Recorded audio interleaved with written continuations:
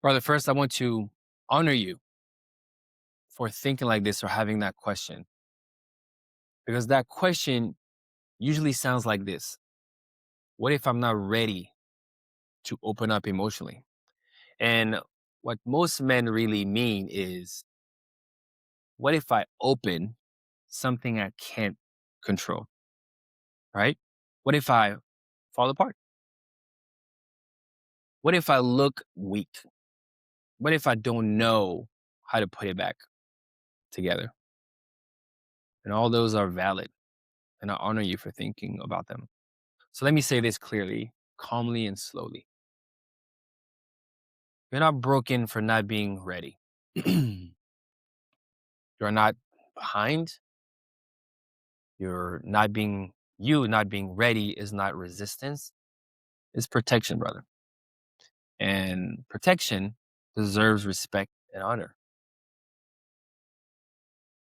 Most men, me included, weren't taught how to open up emotionally. They were taught how to hold it together, right? From an early age, like the message was very clear. Don't be dramatic. Don't be weak. Handle it.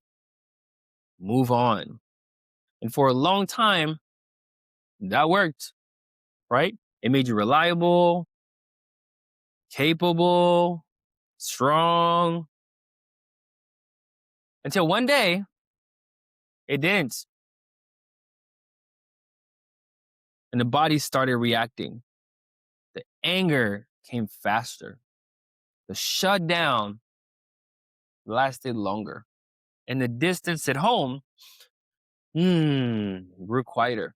So when someone says, open up, your system doesn't hear growth, it hears danger. And that makes sense. It does. So you don't open emotionally by force, you open by safety. So let's slow this way down. Okay. Emotional openness is not a decision, it's a response to safety. Men don't stay closed because they are stubborn. They stay closed because their system learned opening led to pain. Pain like being dismissed, being judged, being misunderstood, or having it used against them later. So the body doesn't adapt, it tightens, it guards, it stays silent. This work does not ask you to rip that open. It asks a different question. What would help your system feel just a little safer today? Safety comes before sharing, always. You don't have to go deep to start. You just have to stay present. Here's where men, I believe, get stuck, okay? They think opening up means big emotions, tears, confessions, or reliving the past. That's not where we start. Opening up emotionally can be as simple as noticing, I feel tight right now. I don't know what I feel, but something is there.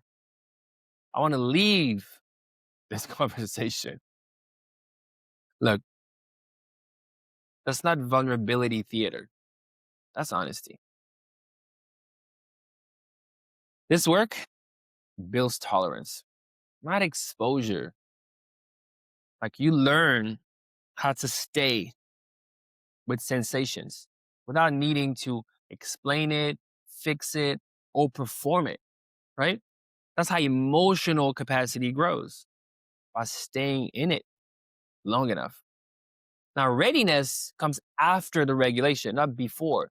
This is the piece most men miss, right? You don't get ready to open up and then regulate. You regulate and readiness follow, right? When the body feels calmer, the chest softens, then the breath deepens. Like at that moment, the urgency drops, and suddenly sharing doesn't feel like a threat. This is why forcing emotional openness never works. Trust say usually never works, right? And that's why this work moves at the pace of your nervous system, not your expectations, right? You don't open up because you are brave. You open up because you are safe enough, right? That's leadership.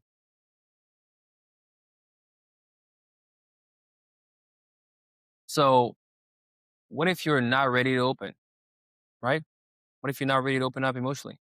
Then we don't push. We don't shame. We don't rush. We build safety. We build capacity. We build trust with yourself first. You don't need to open everything. You just need to stop closing against yourself. Stop closing against yourself. And this work meets you exactly there. Look, the next question that many men ask is, okay, what actually happens in the first 30 days then? Well, I'm glad you asked because that's what I'm covering in the next video right here. So click the little box right there and I'll see you inside. Peace out.